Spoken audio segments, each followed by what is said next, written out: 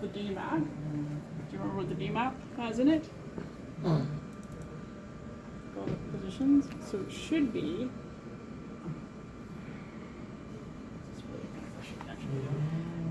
Like I said, the pedestal calibration has kind of been.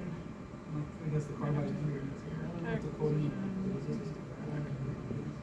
So this is what the values are here. So this is what's updated to 24.97, 63, 43, and 0.98. 4.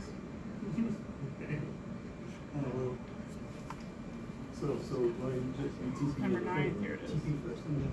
So let's actually change it a little bit.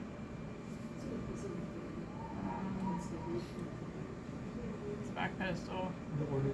So this didn't change much. Y is pretty close. Like it changed from this to this, and this has changed a little bit, but we will adjust that a little bit more in a minute. And then this is actually fairly close. That one's a little different. So there's definitely been some differences in Z, and that we think is because of the ICF pickup tool is a little bit.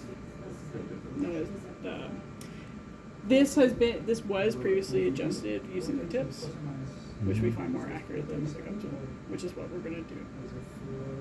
Do you guys want to take a bit of pause?